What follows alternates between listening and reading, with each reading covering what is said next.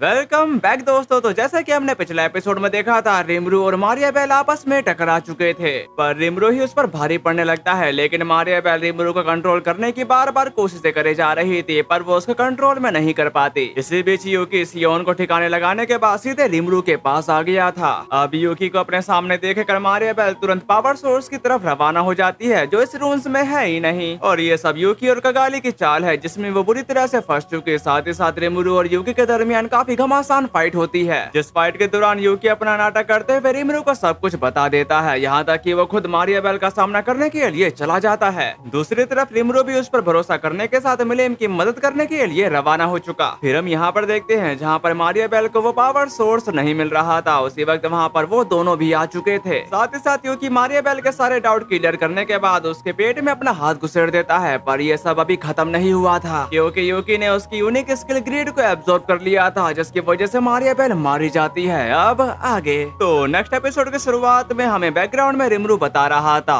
काफी समय पहले इस दुनिया में सिर्फ 4 ट्रू ड्रैगन हुआ करते थे। उनमें से सबसे पहले वाले ड्रैगन की एक इंसानी औरत से बच्चा पैदा हुआ, और अपनी ज्यादातर पावर अपने एक बच्चे को सौंपने के बाद उसने अपनी बच्ची कुछ पावर को एक क्रिस्टल में समेटा और उससे एक ऐसा क्रिएचर बनाया जिसे उसका हमशक्ल या डुप्लीकेट कहा जाता है, जिसका नाम पड़ा एलिमेंटल ड्रैगन। ड्रैगन प्रिंसेस ने बड़े होते हुए अपने मोम डैड को ना तो देखा ना ही उन्हें जाना, लेकिन उसके डैड का दिया हुआ नन्हा ड्रैगन हमेशा उसके साथ रहता था। फिर हम उस नन्हे ड्रैगन की तरफ आते हैं, जो एक पेड़ पर चढ़ने के साथ वहाँ पर टंगी हुई एक बॉल को नीचे की तरफ गिरा देता है, जिसके लिए वो दोनों बच्चे उसका शुक्रिया अदा कर रहे होते हैं। फिर हम यहाँ पर देखते हैं जहाँ पर हम छोटी सी मिलिम को देख पाते हैं, जो उनका शुक्रिया अदा सुनने के बाद वेलकम कहती है। दूसरी तरफ वो छोटी सी बच्ची उस एनिमेटेड ड्रैगन को सहलाते हुए उससे सवाल करती है, ये काफी ज्यादा प्यारा है, पर इसका नाम क्या है? अब ये सुनकर मिलिम सोच में पड़ चुकी थी, पर वो अचानक से उससे कहती है, इसका कोई नाम नहीं है। मेरा मतलब है कि मेरे पास इसके लिए नाम है, लेकिन लगता है कि मैं अभी इतनी ज्यादा पावरफुल नहीं हूँ कि मैं इसका नाम रख सकूं। अब उसकी ऐसी हरकतों को देखने के बाद उन दोनों बच्चों को मिलिम काफी ज्यादा अजीब लगने लगी थी, पर मिलिम अपनी बातों को कंटिन्यू करते हुए कहती है, चाहे उसका कोई नाम हो या ना हो, वह मेरा दोस्त है, बस यही बात मायने रखती है। उसकी ऐसी बातों को सुनने के बाद एलिमेंटल ड्रैगन काफी ज्यादा खुश हो गया था, और वो उसके आसपास झूमते हुए सामने की तरफ जाने लगा, जो देखकर मिलिम भी उसके पीछे पीछे खेलने के लिए चली जाती है। जिसके बाद फिर से हमें बैकग्राउंड में रिमरू की आवाज आती है।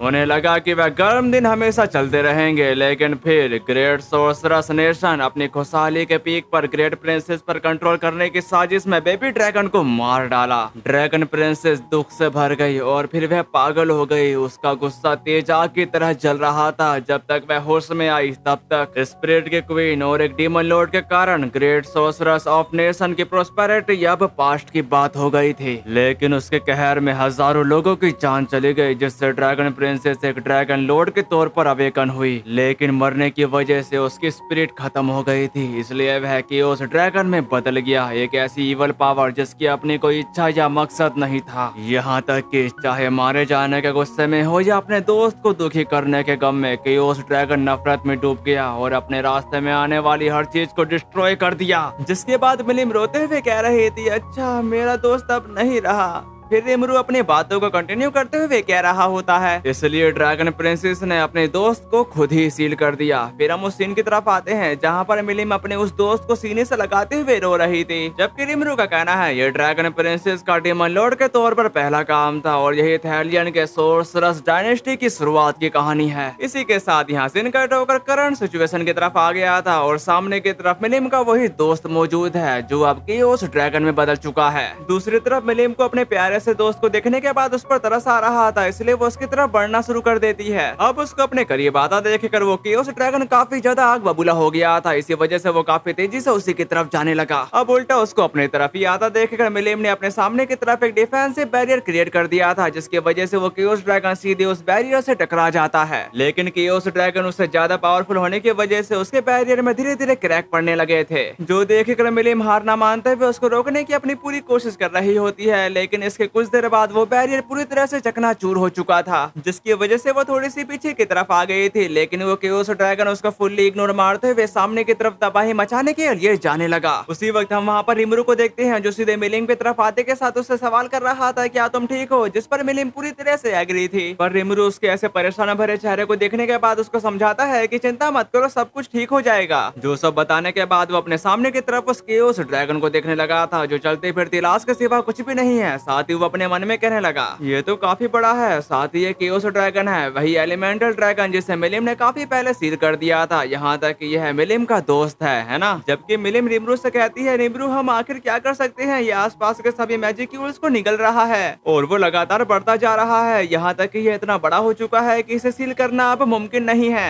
उसके इन सवालों का जवाब देते हुए रिमरू बताता है, और यह बुरी तरह से करप्टेड हो चुका है, जिसकी वजह से हम इसे ठीक नहीं कर सकते। साथ ही साथ इस पर ग्रीड का कंट्रोल हो गया है। उसकी ऐसी बातों को सुनने के बाद मिलिम काफी ज्यादा परेशान हो चुकी थी, पर वो खुद को संभालते हुए कहती है, फिर भी मैं अपने दोस्त को नहीं मार सकती। दूसरी तरफ केओस ड्रैगन रोर करने के साथ अपने मुंह के अंदर आसपास के मॉलिक्यूल्स को इकट्ठा करने लगा था। पूरी तरह से इकट्ठा कर लेने के बाद उस एनर्जी सोर्स को वो आसमान की तरफ थ्रो कर देता है, जिसकी वजह से उस जगह का हिस्सा पूरी तरह से गड़बड़ा गया था। अब उसकी ऐसी खौफनाक पावर को देखने के बाद रिमरू की भी आंखें फटी की फटी रह गए थे, क्योंकि उसको लगा नहीं था कि ये ड्रैगन इतना ज्यादा पावरफुल होगा। फिर हम यहाँ पर देखते हैं जहाँ पर उसकी उस ड्रैगन ने अपने आसपास की जगह को पूरी तरह से तबाह और बर्बाद करना शुरू कर दिया था, जिसकी वजह से वो जगह धीरे धीरे बद से बदतर होती जा रही थी। अपने सामने इस नजारे को देखने के बाद मिलिम कांपने लगती है, जबकि वो केओस ड्रैगन सीधे उन दोनों पर ही अटैक कर देता है, जो देखकर रिमरू मिलिम को तुरंत साइड होने को कह रहा था। जिस अटैक की वजह से वो दोनों तो बच जाते हैं, लेकिन वो अटैक सीधे जाकर उस रून से टकरा गया था। अब अपने सामने उस कैसल को तबाह और बर्बाद होता देखकर रिमरू काफी ज्यादा परेशान होने के साथ मैजिक कोल का इस्तेमाल करते हुए शियोन और गोबुता से सवाल करता है, क्या तुम ठीक हो? जिस बात पर शियोन पूरी तरह से एग्री थी, जबकि दूसरी तरफ गोबुता उसको बताता है, हम अभी अभी अपर फ्लोर पर वापस पहुंचे हैं, साथ ही साथ एल्डर सभी को बाहर की तरफ निकाल रहे हैं। सामने की तरफ वो डार्क एल्फ सब लोगों को बता रही थी, प्लीज सब लोग शांत रहें और आप लोग टावर के अंदर एकदम सुरक्षित रहोगे। जो सब जानने के बाद रिमरू ने बताना शुरू करता है, उन्हें सेफ्टी तरीके से बाहर निकालने में मदद करो और मैं केओस ड्रैगन के अटैक को इसी तरफ रोके रखूंगा। जिस बात पर वो दोनों के दोनों ही एग्री थे, जबकि दूसरी तरफ रिमरू मिलिम की तरफ देखने के साथ अपने मन में कहने लगा, मिलिम के लिए उसे बस मार डालना बहुत आसान होगा, लेकिन मैं नहीं चाहता कि वह अपने दोस्त के साथ ऐसा करे। जो सब कह लेने के बाद वो खुद ही उसी की तरफ रवाना हो चुका था। फिर हम यहाँ पर देखते हैं जहाँ पर मिलिम बस अपने दोस्त को ही देखे जा रही थी, जबकि दूसरी तरफ रिमरू उसके आसपास उड़ते हुए अपने मन में कह रहा था, कोई ना कोई रास्ता जरूर होगा, बस मुझे सोचना होगा। तभी अचानक से उसको सामने की तरफ कुछ चमकती हुई चीज दिखाई देने लगती है, लेकिन रिमरू को समझ में नहीं आ रहा था कि आखिरकार ये क्या है। इसलिए राफेल उसको बताती है, ये शायद एलिमेंटल ड्रैगन की सोल है। अब ये सुनकर रिमरू काफी ज्यादा हैरान हो गया था। साथ ही वो कहता है, क्या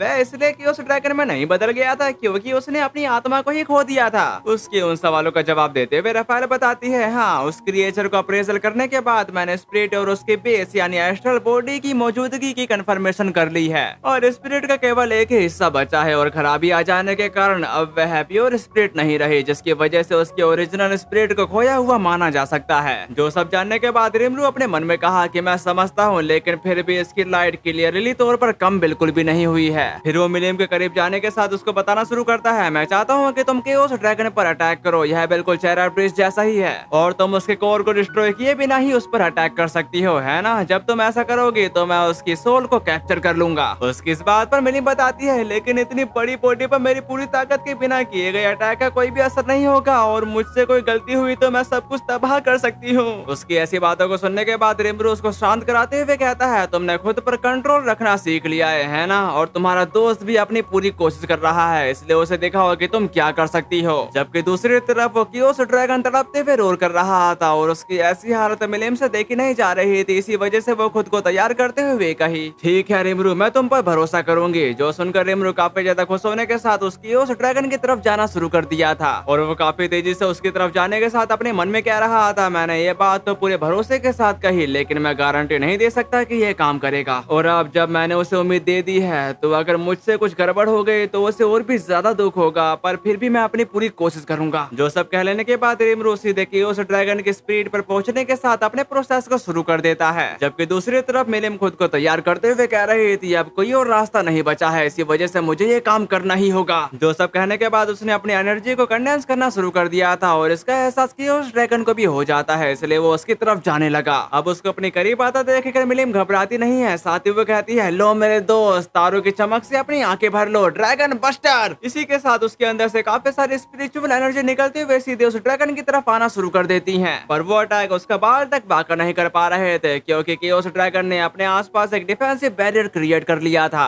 जिसकी वजह से उसको जितने भी अटैक लगे वो सब बेकार रहे। अब ये देखकर मिलिम भी परेशान हो जाती है। अब इस नजारे को देखने के बाद रिमरू का कहना है वे आपस में भिड़ गए हैं और अब नहीं तो कभी नहीं, इसी वजह से कर दिखाओ रफाएल। इसी के साथ रफाएल ने अपना ये वाला रिचुअल शुरू कर दिया था, जिसकी वजह से रिमरू की कॉन्शियसनेस सीधे कियोस ड्रैगन के सोल से मिलने के लिए जाने लगी। रास्ते में रिमरू कह रहा था ये काफी हैवी है, साथ ही ये पागलपन है, लेकिन मैं फील कर सकता हूँ कि मेरे मैजिक्यूल्स कम हो रहे हैं। इसी के साथ वो पहुंच जाता है उसके स्पिरिट के पास, जहाँ पर उसको देखने को मिलता है कि मारिया बेल के ग्रेड ने उसकी स्पिरिट को पूरी तरह से करप्टेड कर दिया है, और रिमरू उसी को देखते हुए कह रहा था ये जरूर मारिया बेल का ग्रेड होगा, अगर इसमें कोई मैलिस नहीं है तो इसे प्यूरिफाई करना आसान होगा। लेकिन देखने से ऐसा लगता है कि ये इतना आसान नहीं होने वाला। फिर हम वहाँ पर देख पाते हैं कि मारिया बेल का ग्रेड अचानक से वहाँ से रिमूव हो चुका था। अब ये देखने के बाद रिमरू को बिल्कुल भी समझ में नहीं आ रहा था कि ऐसा कैसे हो सकता है, पर उसके इस डाउट को क्लियर करते हुए रफाएल बताना शुरू करती है। ऐसा लगता है कि यूकी कागुराजा का नाम के पर्सन ने मारिया बेल रोजो नाम की पर्सन को हरा दिया है।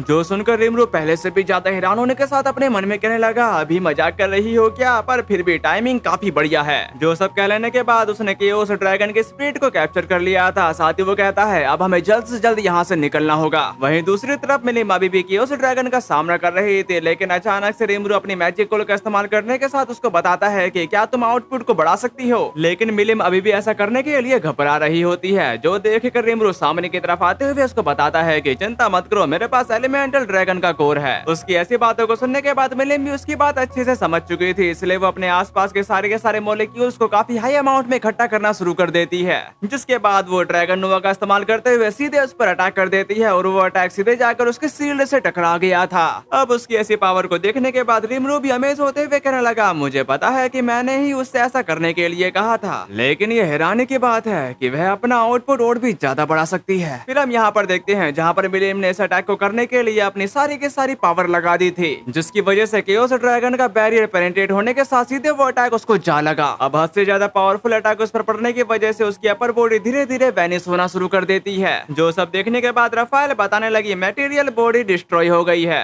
स्पिरिचुअल बॉडी भी डिस्ट्रॉय हो गई है, और साथ ही साथ एस्ट्रल बॉडी के परे मैलेस और स्पिरिट के रिमेन्स की पुष्टि हुई है। जिसके बाद हम सामने की तरफ उस कियोस ड्रैगन के एस्ट्रल बॉडी को देख पाते हैं। अब इतने बड़े गोले को देखने के बाद मिलिम काफी ज्यादा घबराते हुए रिमरू से कहती है अरे यार अब तुम क्या करने की कोशिश कर रहे हो और ये जल्दी फटने वाला है। जो सब सुनने के बाद रिमरू खुद को तैयार करते हुए कहने लगा बाकी सब मैं संभाल लूंगा और सब कुछ निकल जाओ बेल्ज़ेबब। इसी के साथ रिमरू बेल्ज़ेबब का इस्तेमाल करने के साथ उस एस्ट्रल बॉडी को उससे पूरा का पूरा कवर कर लेता है। इसके कुछ देर बाद रिमरू ने वो पूरा का पूरा अपने अंदर निगल लिया था, यहाँ तक कि वहाँ पर कुछ देर के लिए खामोशी हो चुकी थी। उसी वक्त वहाँ पर मिलिम उसके करीब आते हुए पूछती है क्या ये सब खत्म हो गया, जिसका जवाब देते हुए रिमरू बताता है नहीं अभी नहीं, हमें अभी भी तुम्हारे दोस्त के बारे में कुछ करना है। जिसके बाद हम रिमरू के हाथ में कोर देख पाते हैं और इसी के अंदर कियोस ड्रैगन की सोल मौजूद है। फिर हम इसके कुछ देर बाद का सीन देखते हैं जहाँ पर अंधेरा से उजाला होने लगा था। वहीं एक चट्टान की तरफ मिलिम हैरान होते हुए उसे सवाल करती है तो क्या वो उसके अंदर है, जिस बात पर एग्री करते हुए रिमरू उसको समझाता है कि हाँ मैंने इसमें एलिमेंटल ड्रैगन की सोल ट्रांसफर कर दी है। फिर वो अपने मन में कहने लगा हालांकि इसमें कोई भी रिस्पॉन्स नहीं मिल रहा है, अगर इसमें दिल नहीं आता है तो मैं कुछ भी नहीं कर सकता। पर मैं इसे बाहर कैसे निकालूं। फिर वो उससे कहा कि ओए तुम बता सकती हो कि इसका नाम क्या है। जब कोई ऐसे हालात में हो तो मदद करने का सबसे अच्छा तरीका है उसका नाम पुकारना, तुमको बस उसके दिल तक अपनी बात पहुंचानी होगी। फिर वो मन में कहा कि वैसे भी ड्रामा में हमेशा यही कहा जाता है। ये बात सुनकर मिरिम थोड़ी परेशान होते हुए उसे बताना शुरू करती है इसका नाम ये काफी पुरानी बात है, लेकिन एक नाम है जिससे मैं हमेशा उसे बुलाना चाहती थी। हालांकि मेरा इस पर जैसा कंट्रोल है उससे यह रिस्की हो सकता है। मुझे बताया गया था कि इसे नाम देने से इसकी जान को खतरा हो सकता है। जो सब सुनने के बाद रिमरू उसको बताता है कोई बात नहीं, जो तुम्हारे मन में है बस बोल दो।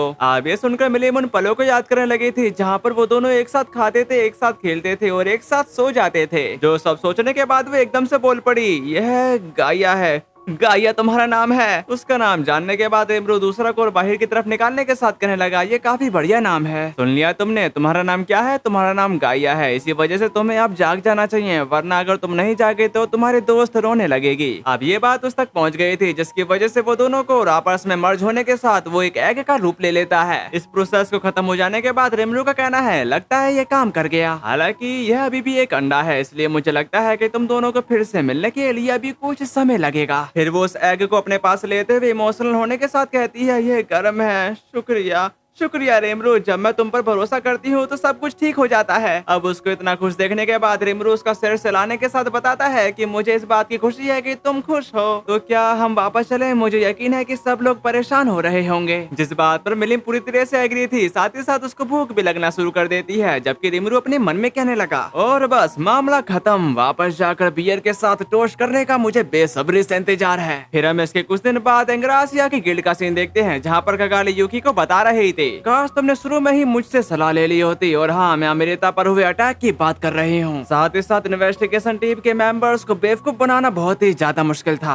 उसकी इस बात पर यूकी बताता है कि लेकिन सब ठीक हो गया तो इसमें दिक्कत क्या है, और वैसे भी मुझे तुम पर भरोसा था। ये बात सुनकर ककाली कहती है, तुम सच में पागल हो और ऐसा लगता है कि तुमने किसी और की स्किल भी चुरा ली है। उसकी ऐसी बातों को सुनकर यूकी कहता है, अगर तुम्हारा मतलब ग्रीड से है तो उस सिचुएशन ने मुझे ही चुना था। वैसे मैं अभी भी रिमरू सान का मुकाबला नहीं कर सकता, लेकिन सबसे पहले मेरा मकसद मारिया बेल को मारना था। उसके चले जाने के बाद मैं बिना किसी शक के जो चाहूँ वो कर सकता हूँ, और साथ ही उन सभी बुरे कामों का इल्जाम भी उस पर ही डाल सकता हूँ, और इस तरह मैं पूरी तरह से बेगुनाह साबित हो जाऊंगा। इस बात पर कगाली कह रही थी, तुम सच में बहुत ही ज्यादा खतरनाक इंसान हो। फिर भी ये सब उसके लिए थोड़ी दूर की ना सोचने वाली बात लगी। अगर वह डीमन लॉर्ड को मार देती तो स्टॉर्म ड्रैगन बेकाबू होकर तबाही मचा देता, और कियोस ड्रैगन पर कब्जा करने से डीमन लॉर्ड मिलियम का गुस्सा झेलना पड़ता। पर क्या ये कुछ ज्यादा ही मनमानी वाली बात नहीं थी? उसकी ऐसी बातों को सुनने के बाद यूकी अपनी मांग को साइड में रखते हुए कहने लगा, उसके बारे में तुमको ऐसा क्यों लगता है? और उसके बाद जो भी उसने कुछ कहा वो हमें बताया नहीं जाता, लेकिन उसकी ऐसी बातों को सुनने के बाद कगाली का कहना है, गुड ल्यूमिनस की प्रोटेक्शन, क्या तुम सच कह रहे हो? जिस बात पर एग्री करते हुए यूकी बताना शुरू करता है, हाँ बिल्कुल, मारिया बेल ऐसे एक्सट्रीम स्टेप नहीं उठाएगी, क्योंकि इससे कितना नुकसान हो सकता है इसका कोई भी अंदाजा नहीं है। सबसे बड़ी बात, उसने जोर देकर कहा है कि इस बारे में चिंता करने की कोई भी जरूरत नहीं है। ऐसा इसलिए था क्योंकि वह जानती थी कि वेस्टर्न नेशन की प्रोटेक्शन लूमिनस करती है।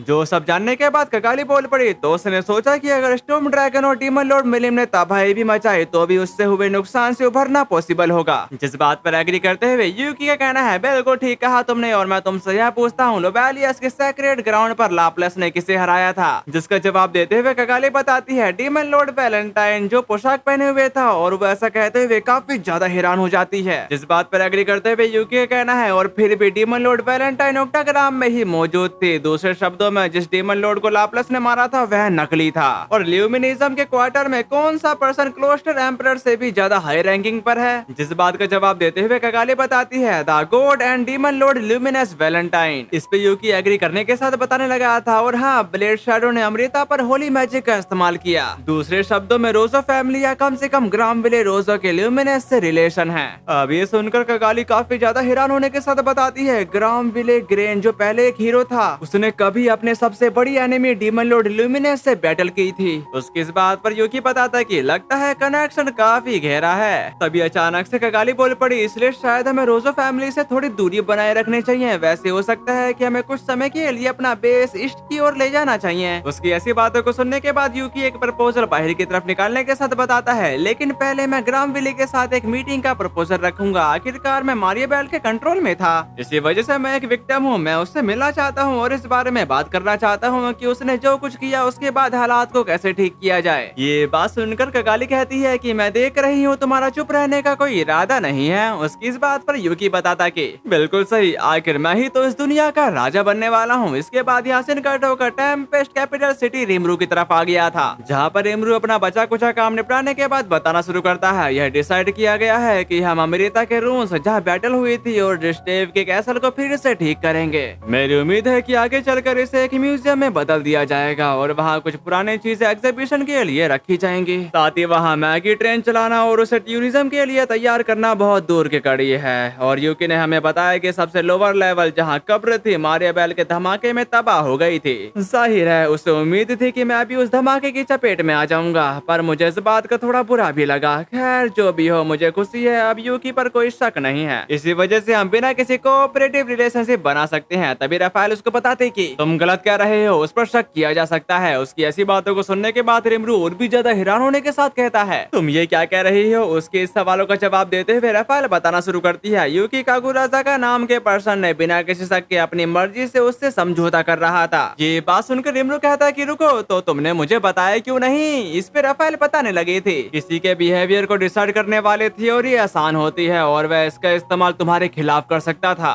जो सब जानने के बाद रिमरू परेशान होने के साथ अपने मन में कहा कि अच्छा, तो राफेल सेंसे ने मेरे खातिर इस बात को छिपाए रखा क्योंकि मैं मारिया बेल को मार नहीं सका। तभी राफेल उसको बताती है क्योंकि मैंने इसको जरूरी समझा था। अब ये सुनने के बाद रिमरू अपने मन में कहा कि मैं कितना बेकार हूँ, मैंने तुमको कितना परेशान किया क्योंकि मुझ पर भरोसा नहीं किया जा सकता। ये बात सुनकर राफेल बोली, नहीं यह गलत है, मैं बस तुमको परेशान नहीं करना चाहती थी। उसकी ऐसी बातों को सुनकर रिमरू कहता है कि मुझे खुशी है कि तुमको ऐसा लगा, लेकिन ये काफी नहीं है और मुझे इसे एक्सेप्ट करना होगा और खुद फैसला लेना होगा। अब से मुझे पूरी इन्फॉर्मेशन दो और कुछ भी मत छिपाना। जिस बात पर राफेल पूरी तरह से एग्री थी। फिर हम इसके कुछ देर बाद का सीन देखते हैं जहाँ पर रिमरू अपना काम को फिर से शुरू करते हुए कहने लगा, यूकी चाहे कुछ भी प्लान कर रहा हो, मैं उसके इरादों को कुचल दूंगा और मैं अकेला नहीं हूँ। मेरे पास मेरे सभी दोस्त और एक ऐसा पार्टनर है जिस पर मैं हमेशा भरोसा कर सकता हूँ। जब तक राफेल मेरे साथ है मैं सीधे आगे बढ़ सकता हूँ, है ना पार्टनर? और जब वो ऐसा कह रहा था तभी उसको एक इमेज दिखने लगी थी और ये इमेज किसी और की नहीं बल्कि राफेल की है। इसी चीज को देखने के बाद रिमरू के चेहरे पर एक स्माइल आ चुकी थी। साथ ही वो कहा, क्या मैं ऐसा सोच रहा था, पर मेरे को ऐसा लगा जैसे राफेल थोड़ी सी हंसी हो। इसी के साथ यहाँ सीन कट होकर किंगडम ऑफ सेल्ट्रोजो की तरफ आ गया था जहाँ पर यूकी का लेटर ग्राम विले को मिल जाता है और वो उसको पढ़ने के बाद तुरंत जला चुका। जिसके बाद वो मारिया बेल की एक तस्वीर के पास पहुँचने के बाद फिर वो थोड़ा भावुक होते हुए कहता है, क्या तुम मुझसे फिर से सब कुछ छीनने पर अड़े हो?